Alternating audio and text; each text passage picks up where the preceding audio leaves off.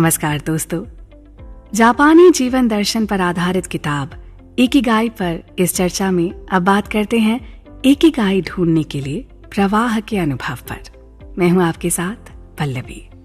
Swedish council for working life and social research नामक एक संस्था ने एक सर्वे किया जिसमें उन्होंने 20 से 24 साल के युवाओं का अध्ययन करके ये पता लगाया कि जो लोग स्मार्टफोन्स के आदी होते हैं वो बहुत कम नींद ले पाते हैं, अपने साथ के लोगों से कम घुल मिल पाते हैं और उनमें अवसाद के लक्षण स्पष्ट दिखाई देते हैं।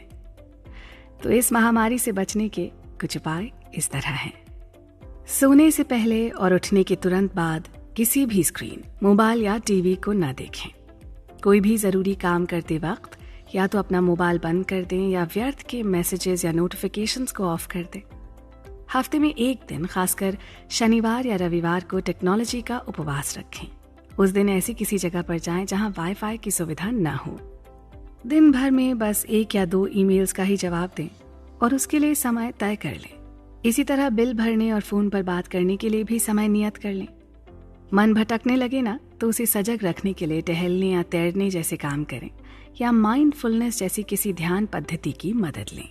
जापान में कलाकार, इंजीनियर, शोधकर्ता और ओताकुस यानी जापानी कार्टून एनिमे में दिलचस्पी रखने वाले, इन सभी को इकिगाई के माध्यम से प्रवाह में रहने का महत्व पता चला है। जापान के लोग सिर्फ बहुत काम ही नहीं करते बल्कि पूरी मेहनत से अपने आप को काम में झोंक देते हैं। जापानी भाषा में जो पहला शब्द सिखाया जाता है ना, वो है गम्बारू, जिसका अर्थ है डटे रहना या अपना श्रेष्ठ करते हुए दृढ़ बने रहना। जापान के लोग छोटे से छोटा काम भी बहुत मन से करते हैं, पूरे मन से। रिटायर होने के बाद भी खेतों में काम करते हैं, छुट्टी के दिन भी दुकानों में सामान बेचते हैं। उन सभी के अंदर काम के प्रति आस्था नजर आती है।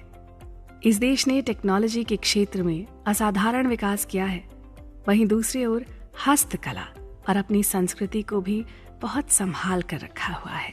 प्रवाह में आने के लिए एकांतवास भी बहुत उपयोगी है। कई लोग अकेले रहने वालों को अजीब मानते हैं, पर फालतू लोगों से मिलने में समय बिताने के बजाय उन्हें अपने पसंदीदा कामों में समय देना ज्यादा पसंद आता है। प्रख्यात उपन्यासकार हारुकी मुराकामी इसकी एक मिसाल है।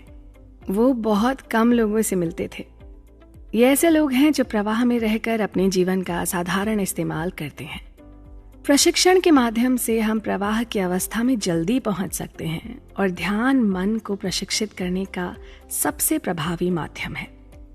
ध्यान के कई सारे तरीके हैं, लेकिन सभी का लक्ष्य एक ही है, मन को शांत करना, विचारों को देखना, भावनाओं को जानना और खुद को एक ही जगह पर केंद्रित करना। इसे सही तरीके से करने के बारे में चिंतित होने के बजाय ध्यान की इस यात्रा का आनंद लेना अति आवश्यक है। हम सब जानते हैं कि इंसान एक धार्मिक जीव है। हमारा जीवन धर्म पर आधारित है, या हम कह सकते हैं कि लोग सिर्फ व्यस्त रहने के लिए धर्म का पालन करते हैं। जापान में आधुनिक युग में भी दिनचर्या और धर्म का सही मात्रा में मेल जोल रखा गया है। जापान में विशेष रूप से कन्फ्यूशियस, बौद्ध और शिंतो धर्म माने जाते हैं। इनमें नियमों से भी ज्यादा धर्म को महत्व दिया जाता है। यहाँ व्यापार करते समय अंतिम नतीजों के बजाय प्रक्रिया, तरीकों और आप उस काम को कैसे करते हैं, इन बातों पर ज्यादा महत्व दिया जाता है। ऐसा करना अर्थव्यवस्था के लिए अच्छा है या नहीं, इस बात से कोई फर्क नहीं पड़ता। धार्मिक रिवाज हमें साधारण नियम और आसान सा मकसद दिखाते हैं, जिसकी वजह से हमें प्रवाह में जाने में मदद मिलती है। एकदम बड़ा लक्ष्य हो तो उसे हासिल करना असंभव लग सकता है, लेकिन धर्म से हमें कदम कदम पर मार्गदर्शन मिलता रहता है और लक्ष्य पाने का प्रशिक्षण भी। जब भी आपका लक्ष्य बड़ा हो तो उसे टुकड़ों में विभाजित करें और फिर एक एक टुकड़े पर विजय हासिल करें। नतीजे की चिंता करना छोड़ दें, इससे आप अपने आप पर सकारात्मक परिणाम ला पाएंगे। आनंद काम में होना चाहिए, नतीजे में नहीं। जो लोग बहुत अधिक चीजें हासिल कर लेते हैं ना, वो आनंदित नहीं होते, बल्कि जो लोग ज्यादा समय प्रवाह की स्थिति में होते हैं वो ज्यादा खुश रहते हैं। अपना इकिगाई ढूंढने के लिए प्रवाह का इस्तेमाल करें। उन सभी कामों को एक कागज पर लिख लें जिन्हें करते वक्त आप प्रवाह में जाते हैं। वो कौन सी गतिविधियां हैं जो आपको सबसे ज्यादा पसंद हैं? क्या आप उन्हें अकेले करना पसंद करते हैं या किसी टीम के साथ?